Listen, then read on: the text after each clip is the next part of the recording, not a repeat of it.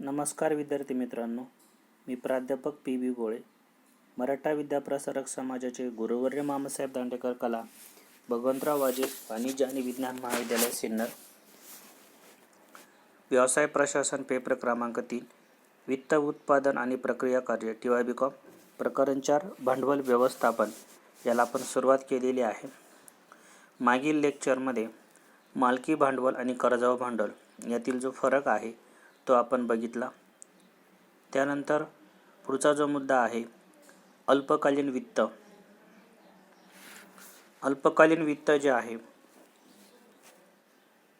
प्रत्येक व्यवसायाची सुरुवात ही वित्तपुरवठ्यापासून होते. तोच व्यवसायात मुख्य घटक असतो. कोणताही व्यवसाय सुरळीत चालवण्यासाठी पुरेसा वित्तपुरवठा चालवण्यासाठी पुरेसा वित्तपुरवठा हा उपलब्ध केला जातो किंवा तो आवश्यक असतो. आधुनिक व्यवसायात जी जीवनधाराच समजली जाते. वित्तपुरवठ्याचे वेगवेगळे प्रकार जे आहे, या वेगवेगळ्या प्रकारांमध्ये वर्गीकरण करता येतं.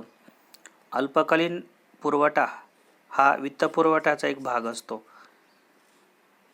अर्थ, जितक्या काळासाठी कर्ज हवे असते आणि परतफेड जितक्या कालावधीसाठी अपेक्षित असते त्या कालावधीशी अल्पकालीन मुदत संबंधित असते. साधारणपणे 1 वर्षापेक्षा कमी कालावधीसाठी लागणारा जो कर्जपुरवठा आहे किंवा जो निधी आहे, म्हणजे त्याला आपण अल्पकालीन वित्तपुरवठा असं आपण म्हणतो. खेळत्या भांडवलाची हंगामी व तात्पुरती गरज भागवण्यासाठी असं भांडवल आवश्यक असतं. त्यातून व्यवसायातील दैनंदिन कामकाज आहे ते देखील चालतं. त्यात कर्मचाऱ्यांचे वेतन, कच्च्या व इतर मालाची खरेदी व साठवण आदींचा समावेश होतो. कच्च्या मालाचा साठा झपाट्याने वापरला जातो व तयार मालाची विक्रीही लवकर होते. त्यामुळे मालाचा जो तुटवडा आहे तो जाणवतो. लोकांची येणी असलेल्या करारांतून पडलेली रोखीची तूट भरण्यासाठी अल्पकालीन कर्ज वापरलं जातं. अर्थात त्यात जोखीम कमी असते आणि ते 1 ते 3 महिन्यासाठी देखील वित्तपुरवठा असू शकतो. म्हणजे अल्पकालीन वित्त म्हणजे व्यवसायाची जी 1 दिवसापासून तर साधारणपणे 1 वर्षापर्यंत जी काही वित्ताची गरज आहे ती भागवण्यासाठी जो निधी उपलब्ध केला जातो त्याला आपण अल्पकालीन वित्त असं आपण म्हणतो. मग हा निधी उभारण्यासाठी कर्जाचा वापर केला जाऊ शकेल किंवा व्यवसायामध्ये दररोज जी खरेदी विक्री होते, विक्रीच्या माध्यमातून जो पैसा येतो त्याला देखील आपण अल्पकालीन वित्तपुरवठा असं आपण म्हणतो. अल्पकालीन वित्तपुरवठा अजून विस्तृतपणे समजून घेण्यासाठी अल्पकालीन जो वित्तपुरवठा आहे याची आपण वैशिष्ट्य बघणार आहोत. पहिलं वैशिष्ट्य आहे सहज उपलब्धता. अल्पकालीन जो वित्तपुरवठा आहे याचं महत्त्वाचं वैशिष्ट्य म्हणजे अल्पकालीन वित्तपुरवठा सहज उपलब्ध होतो. अल्पकालीन कर्ज मिळवणं हे अवघड नसतं. लहान कंपन्यांच्या उत्पन्नाच्या मागणीत व किमतीत मोठ्या प्रमाणावर चढउतार होत असेल तर जास्त खेळत्या भांडवलाची व्यवस्था करावी लागते. अल्पकालीन भांडवल सहज उभारता येतं. म्हणजे अल्पकालीन वित्तपुरवठा जो आहे याचं महत्त्वाचं वैशिष्ट्य आपण बघितलं की हा सहज उपलब्ध होतो. अल्पकालीन कर्ज मिळवणं तसं फार अवघड नसतं. लहान कंपन्या ज्या आहेत उत्पन्नाच्या बाबतीमध्ये व किमतीमध्ये जे मोठे चढउतार होत असेल तर त्यांना जास्त खेळत्या भांडवलाची आवश्यकता असते. अल्पकालीन भांडवल हे सहज मिळवता येतं कारण की कालावधी कमी असल्यामुळे बँका देखील अल्पकालीन वित्तपुरवठा करण्यास त्या ठिकाणी तयार असतात. त्यानंतर दुसरं वैशिष्ट्य आहे खेळत्या भांडवलाचा स्रोत. खेळत्या भांडवलाच्या कारण परत्वे बदलणारा जो भाग आहे हा अल्पकालीन वित्तपुरवठ्यामधून येतो. म्हणजे खेळतं भांडवल असा अल्पकालीन वित्तपुरवठा महत्त्वाचा असतो. यामध्ये व्यापारी कर्ज, बँकेची कर्ज, लोकांच्या ठेवी, लोकांच्या येणी, ग्राहकाकडून मिळालेली जी आधी रक्कम आहे या ठिकाणी ह्याला आपण अल्पकालीन वित्तपुरवठा असं म्हणतो. खेळतं भांडवल जे आहे हा खेळत्या भांडवलाचा स्रोत म्हणून अल्पकालीन वित्तपुरवठा याकडे बघितलं जातं. या खेळत्या भांडवलाच्या स्रोतामध्ये अल्पकालीन वित्तपुरवठा, व्यापारी कर्ज, बँकेचे कर्ज, लोकांकडून घेतलेल्या ठेवी, लोकांच्या येणी ज्यांना उधारीवर वस्तूंची विक्री केलेली आहे असे ग्राहकाकडून मिळवलेली आगाऊ रक्कम, कधीकधी काही वस्तू खरेदीसाठी ॲडव्हान्स रकमा त्या ठिकाणी जमा केल्या जातात. अशी जी रक्कम आहे या रकमांचा वापर व्यवसाय हा खेळत्या भांडवलाचा स्रोत म्हणून करत असतो. त्यानंतर तिसरं वैशिष्ट्य आहे स्वस्त आणि कमी खर्चिक. अल्पकालीन भांडवलाचा स्रोत जे आहे हे स्वस्त असतात, जे कमी खर्चात उपलब्ध होऊ शकतं. बऱ्याचदा असे कर्ज व्याजमुक्त किंवा अल्प व्याजदरावर देखील उपलब्ध होतं. म्हणजे अल्पकालीन भांडवलाचे स्रोत हे अतिशय स्वस्त असतात. कमी खर्चामध्ये अल्पकालीन भांडवल उपलब्ध होऊ शकतं. बऱ्याचदा कर्ज किंवा काही कर्ज हे व्याजमुक्त असतात किंवा अल्प दरावर देखील कर्ज उपलब्ध होताना दिसून येतात. त्यानंतर चौथा घटक आहे लवचिकपणा. अल्पकालीन भांडवलात लवचिकता असणं हे खूप महत्त्वाचं आहे, कारण कर्ज घेणाऱ्याला जास्त मोकळीक मिळू शकते. बँकांचे कर्ज खेळत्या भांडवलाच्या विविध योजनांप्रमाणे अनेक प्रकारे मिळू शकतं. व्यापारी कर्ज किंवा ट्रेड क्रेडिट हा अल्पकालीन वित्तस्रोतच आहे. जेव्हा गरज भासते तेव्हा खरेदीदार पैसे देण्यासाठी मुदत मागू शकतो आणि विक्रेता ती विनंती ग्राह्य धरून अशी मुदत देतो. एखादी कंपनी ठरलेली मुदत संपायच्या आत कर्ज परत करून रोख सवलतही मिळू शकते. म्हणजे अल्पकालीन जो वित्तस्रोत आहे याच्यामध्ये बरीचशी लवचिकता असू शकते. कर्ज देणारा आणि कर्ज घेणारा या दोघांनाही सवलत मिळू शकते. बँकांचे कर्ज खेळत्या भांडवलाच्या विविध योजनांप्रमाणे अनेक प्रकारे याच्यामध्ये कॅश क्रेडिट असेल किंवा मागणी कर्ज असेल अशा प्रकारे मिळू शकतं.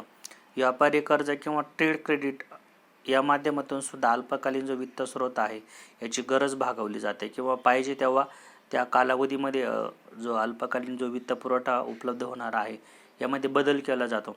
जेव्हा गरज भासते तेव्हा खरेदीदार पैसे देण्यासाठी मुदत मागू शकतो आणि विक्रेता ती विनंती ग्राह्य धरून तशी मुदत देखील मान्य करू शकतो. एखादी कंपनी ठरलेली मुदत संपायच्या आत कर्ज परत करून रोख सवलतही मिळू शकते. त्यानंतर पाचवा घटक आहे जलद प्रक्रिया. अल्पकालीन वित्त पुरवणाऱ्या ज्या कंपन्या आहेत या जलद गतीने कर्ज प्रक्रिया पूर्ण करून त्वरित पैशाची व्यवस्था करू शकतात. फॅक्टरिंग किंवा बिल डिस्काउंटिंग पद्धतीतून काही दिवसातच पैसे उपलब्ध होतात. अल्पकालीन वित्तपुरवठ्याचे हे महत्त्वाचं वैशिष्ट्य आहे. म्हणजे अल्पकालीन जो वित्तपुरवठा आहे हा अतिशय जलद गतीनं प्राप्त होतो. अल्पकालीन वित्तपुरवठा करणाऱ्या ज्या कर्ज प्रक्रिया करणाऱ्या ज्या बँका असतात, वित्तीय संस्था असतात, हा या कर्ज पुरवठा अतिशय कमी कालावधीमध्ये उपलब्ध करून देतात. फॅक्टरिंग किंवा बिल डिस्काउंटिंग पद्धतीमधून काही दिवसात पैसे उपलब्ध होतात. अल्पकालीन वित्तपुरवठ्याचं हे महत्त्वाचं वैशिष्ट्य आहे. जेव्हा अल्पकालीन कर्ज घ्यायचे असतात तेव्हा तिथं बँका ज्या असतात बँकांच्या अटी आणि शर्ती आणि ज्याला आपण कागदपत्र जी म्हणतो ही देखील कमी प्रमाणामध्ये असतात आणि बँकांना देखील अल्प कालावधीमध्ये कर्ज देऊन लवकरात लवकर त्यातून उत्पन्न मिळवण्याची संधी त्या ठिकाणी असते. कारण अल्पकालीन कर्जदार जो असतो हा वेळेत भरण्याचा प्रयत्न यामध्ये करतो. म्हणजे एक जलद प्रक्रिया म्हणून अल्पकालीन वित्तपुरवठ्याकडे बघितलं जातं. त्यानंतर सहावं वैशिष्ट्य आहे काही प्रशासकीय औपचारिकता. अल्पकालीन वित्तपुरवठ्यासाठी प्रशासकीय शिष्टाचार फार कमी असतात. म्हणजे कागदपत्रे, नियम वगैरे यांची संख्या कमी असते. मी जलद प्रक्रियेमध्ये याची चर्चा केलीच आहे की कमी प्रशासकीय औपचारिकता असते. कारण अल्पकालीन वित्तपुरवठा यासाठी लागणारी कागदपत्रे, नियम याची संख्या खूप कमी असते किंवा त्रासदायक नसते. आणि अल्पकालीन वित्तपुरवठा ची रक्कम ही आहे ही सुद्धा बऱ्यापैकी कमी असते दीर्घकालीन कर्ज पुरवठ्यापेक्षा. आणि दीर्घकालीन कर्ज पुरवठा करत असताना तो विशिष्ट ॲसेट खरेदीसाठी घेतला जातो. मग त्या ॲसेटच्या मध्ये मग त्या ॲसेटचं इन्स्टिमेट वगैरे ॲसेट खरेदी केल्यानंतर प्रत्यक्ष त्याची पाहणी असे सोपस्कर जे आहे हे अल्पकालीन वित्तपुरवठ्यामध्ये नसतात. अल्पकालीन वित्तपुरवठा खेळत्या भांडवलाच्या ज्याला आपण टर्म लोनच्या माध्यमातून म्हणतो किंवा शेतकऱ्यांच्या बाबतीमध्ये पीक कर्जाच्या माध्यमातून ते मिळत असतात. त्यामुळे अतिशय कमी प्रशासकीय औपचारिकता यामध्ये पाळावी लागते. त्यानंतर 7वं वैशिष्ट्य आहे सुरक्षितता. अल्पकालीन भांडवला जे आहे याला खालील प्रकारे सुरक्षितता मिळते. व्यवसायातील बोजा नसलेले प्रत्यक्ष मालमत्तेचे गहाण, म्हणजे ज्या मालमत्तेवर प्रत्यक्ष बोजा नाही आहे अशी मालमत्ता अल्पकालीन वित्तपुरवठ्यासाठी बँकांना किंवा वित्त संस्थांना गहाण दिली जाते. संचालकांच्या व्यक्तिगत हमीवर देखील भागधारकांकडून आर्थिक निधी प्राप्त होतो. म्हणजे जे संचालक मंडळ आहे यांच्या व्यक्तिगत हमीवर देखील जे भागधारक आहे या भागधारकाकडून अधिक निधी या ठिकाणी प्राप्त करून घेता येतो. प्रसंगी व्यवसायातील जो कच्चा माल जो आहे हा देखील तारण ठेवून कर्ज मिळवता येतं. कंपनीला येणे असलेल्या सर्व रकमेचं बेचनपत्र देऊन जी कंपनी आहे या कंपनीमध्ये जे येणाऱ्या ज्या सर्व प्रकारचे जे बिलं असतात या बिलं तात्पुरते बँकेकडे गहाण देऊन अशा बिलांच्या माध्यमातून देखील बँका अल्पकालीन जो कर्ज पुरवठा आहे हा यामध्ये करत असतात. त्यानंतर पुढचं 8वं वैशिष्ट्य आहे अल्पकालीन वित्ताचा वापर. खेळत्या भांडवलासाठी अल्पकालीन वित्त पुरवठ्याचा वापर कच्चा माल खरेदी, किरकोळ सुट्टेभाग खरेदी, कच्च्या मालावर प्रक्रिया करण्यासाठी, दीर्घ मुदतीच्या कर्जावरील हप्ते व व्याज भरण्यासाठी, वेतन व पगार देण्यासाठी, भाडेपट्टा शुल्क, वीज, पाणी, सुविधांचे बिले भरण्यासाठी केला जातो. उत्पादन सेवा क्षेत्र किंवा किरकोळ विक्री क्षेत्रातही याच कारणासाठी अल्पकालीन वित्त पुरवठा लागतो. म्हणजे अल्पकालीन जे वित्त जे आहे याचा उपयोग साधारणपणे खेळत्या भांडवलासाठी होतो. यामध्ये मग कच्चा माल खरेदी करायचा असेल, किरकोळ सुट्टेभाग खरेदी, कच्च्या मालावर प्रक्रिया करण्यासाठी, दीर्घ मुदतीच्या कर्जावरील हप्ते व व्याज भरण्यासाठी, वेतन व पगार देण्यासाठी, भाडेपट्टा शुल्क, वीज, पाणी, सुविधांचे बिलं भरण्यासाठी, उत्पादन आणि सेवा क्षेत्र किंवा किरकोळ विक्री क्षेत्रातही याच कारणांसाठी अल्पकालीन जो वित्तपुरवठा आहे हा केला जातो. अल्पकालीन जो वित्तपुरवठा आहे याची वैशिष्ट्य आपण बघितली. या वैशिष्ट्यांवरून अल्पकालीन वित्तपुरवठ्याचे स्रोत, त्याच्यानंतर त्याचे विभिन्न प्रकारचे मार्ग आणि खर्च केल्या जाण्याचे मार्ग देखील या वैशिष्ट्यांमध्ये आलेले आहेत. त्यानंतर याच्यातीलच एक भाग की अल्पकालीन वित्तपुरवठा जो आहे यामध्ये कुठल्या प्रकारचे स्रोत उपलब्ध असतात आणि याचे फायदे, तोटे आणि मर्यादा आपण बघणार आहोत. अल्पकालीन वित्तपुरवठाचा स्रोत साधारणपणे अल्पकालीन कर्ज 1 वर्ष किंवा त्याआधी देखील परत केलं जातं. कंपनीच्या कारभारातील हंगामी आणि तात्पुरत्या गरजा भागवण्यासाठी किंवा कायमस्वरूपी खर्च भागवण्यासाठी अल्पकालीन जे वित्त जे आहे याचा वापर केला जातो. अतिरिक्त खेळत्या भांडवलासाठी व्यवसायातील वापरला जाणारा माल किंवा दीर्घकालीन प्रकल्पातील तात्पुरती निवड भागवण्यासाठी असं वित्त वापरलं जातं. खेळत्या भांडवलाचा चल भाग अल्पकालीन वित्तपुरवठ्यातून निर्माण होतो. त्यासाठी मुख्य स्रोत हे खालीलप्रमाणे आहेत की साधारणपणे अल्पकालीन कर्ज 1 किंवा त्याआधीच वर्ष जे आहे किंवा त्याआधी देखील परत केलं जातं. कंपनीच्या कारभारातील हंगामी आणि तात्पुरत्या गरजा भागवण्यासाठी किंवा कायमस्वरूपी खर्च भागवण्यासाठी अल्पकालीन जे वित्त आहे याचा विचार केला जातो. अतिरिक्त खेळत्या भांडवलासाठी व्यवसायात वापरला जाणारा माल किंवा दीर्घकालीन प्रकल्पातील तात्पुरती निकड भागवण्यासाठी असे वित्त वापरले जाते.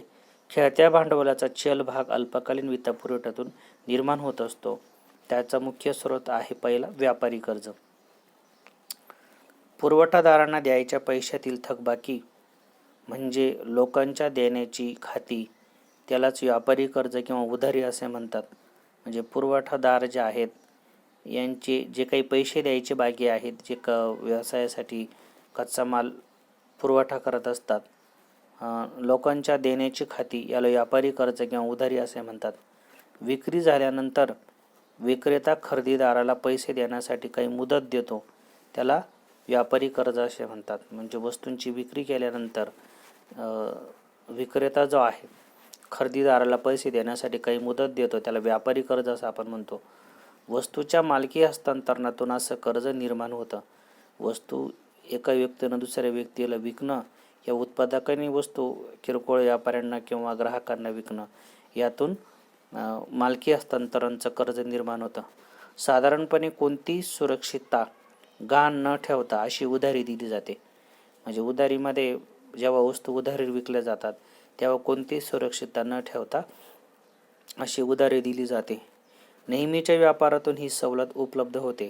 जो नेहमीचा व्यापार चालतो देवाणघेवाणीचा त्यामधून ही सवलत उपलब्ध होते. म्हणून हे कर्ज किंवा उधारी उत्स्फूर्त स्वरूपात असतं.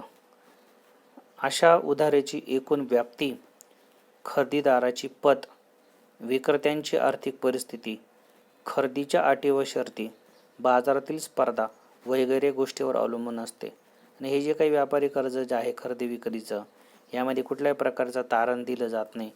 असे जे काही खरेदीतून निर्माण होणारं जे व्यापारी कर्ज जे आहे हे यावर उधारीची एकूण व्याप्ती, उधारी किती मोठी आहे, खरेदीदाराची पत, जो माल खरेदी करतो त्याची त्या विक्रेत्याकडे किती पत आहे, विक्रेत्याची आर्थिक परिस्थिती चांगली जर असेल तरच तो अशा प्रकारे उधारीनं मालाची विक्री करू शकतो.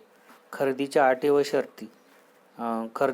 व शर्ती देखील वेगवेगळ्या असू शकतात. जसं की रोख खरेदीला डिस्काउंट मिळतो, उधारी खरेदीला तशा प्रकारचा डिस्काउंट मिळत नाही. सपोज एखाद्या व्यक्तीनं जर 10 लाखाचा माल रोख खरेदी केला तर त्याच्यावर त्याला 10% सूट मिळते, दिली जाऊ शकते. परंतु पुढचा जो 10 लाख तो उधारीवर खरेदी केला जाणार आहे त्याच्याकडे 10% सूट न मिळता कदाचित थोडी जास्त रक्कम देखील उधारीमुळे आकारली जाऊ शकते. बाजारातील स्पर्धे वगैरे या गोष्टीवर अवलंबून असतात. उधारी ही 2 प्रकारची असते.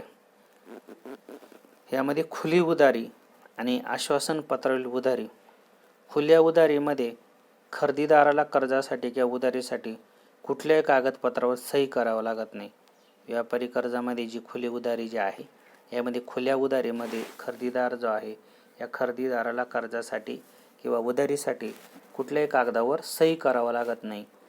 आश्वासन पत्रधारित उधारीमध्ये खरेदीदार आश्वासन पत्रधारकावर किंवा बिल ऑफ एक्सचेंज मध्ये कर्ज घेतल्याचा पुरावा म्हणून अशा कागदावर सही करतो. वरील दोन्ही प्रकारात कोणतीही मालमत्ता गहाण न ठेवता विश्वासावर कर्ज दिलं जातं. म्हणजे जे काही आश्वासनपत्र जे आहेत किंवा उधारीपत्र जे आहेत या उधारीपत्रांमध्ये खरेदीदार आश्वासन पत्रकावर किंवा जे बिल आहे यावर या बिलावर कर्ज घेतल्याचा पुरावा म्हणून अशा कागदावर सही करतो. अशापणे हे दोन्ही जे काही उधारीवर ज्या काही मालाच्या खरेदी विक्री केल्या जातात यामध्ये कुठलीही मालमत्ता गहाण ठेवली जात नाही. एकमेकांच्या विश्वासावर अशा प्रकारची जी काही कर्ज आहे ही कर्ज उपलब्ध करून दिली जातात. म्हणजे अल्पकालीन जो वित्तपुरवठा आहे, अल्पकालीन वित्तपुरवठ्याच्या माध्यमातून जे व्यापारी कर्ज आहे हे व्यापारी कर्ज हे 2 प्रकारे दिली जातं. यामध्ये खुली उधारी आणि आश्वासन पत्रावरील उधारी. खुल्या उधारीमध्ये ज्यावेळेस वस्तू आणि सेवा यांची खरेदी विक्री केली जाते तेव्हा त्यामध्ये कुठल्याही प्रकारचं कागदपत्र नसतं. आश्वासनपत्र उधारीमध्ये मात्र खरेदीदार जे आहे या आश्वासनपत्रावर किंवा बिल ऑफ एक्सचेंजवर कर्ज घेतल्याचा पुरावा म्हणून अशा कागदावर सही करतात. किंवा वरील दोन्ही प्रकारामध्ये मालमत्ता गहाण ठेवली जात नाही. किंवा या उधारीमध्ये चेक जो आहे हा देखील दिला जातो. उधारीवर खरेदी करण्यासाठी एक पुरावा म्हणून जेवढी रक्कम आहे तेवढा रकमेचा चेक खरेदीदार जो असतो हा विक्रेत्याला देत असतो. म्हणजे हा देखील एक अप्रत्यक्ष पुरावाच असतो. कारण की चेकवरील रक्कम जर वसूल जर झाली नाही तर त्या संदर्भामध्ये बँकेमध्ये तो चेक जर जो विक्रेता आहे त्याने त्या ठिकाणी जर तो वटवला आणि तो जर तीनदा बाउन्स जर झाला तर यामध्ये जो खरेदीदार आहे याला 3 महिन्यापर्यंत शिक्षा आणि संपूर्ण रकमेची भरपाई अशा दोन्ही शिक्षा यामध्ये होऊ शकतात. आणि असं जर चेकची रक्कम जर बँकेमध्ये जर उपलब्ध जर नसेल तर जो खरेदीदार आहे त्याची बाजारामधील जी पत जी आहे ती देखील यामध्ये कमी होऊ शकते. म्हणजे उधारी वसुलीसाठी जे आश्वासन पत्र जे आहे यामध्ये चेक देणं हा एक महत्त्वाचा दस्तऐवज जो आहे याचा वापर यामध्ये केला जातो. अशा पद्धतीनं व्यापारी कर्ज उपलब्ध करून देण्याचे हे 2 प्रकारचे मार्ग आपण या ठिकाणी संपवलेले आहेत. राहिलेला भाग पुढील लेक्चरला. धन्यवाद.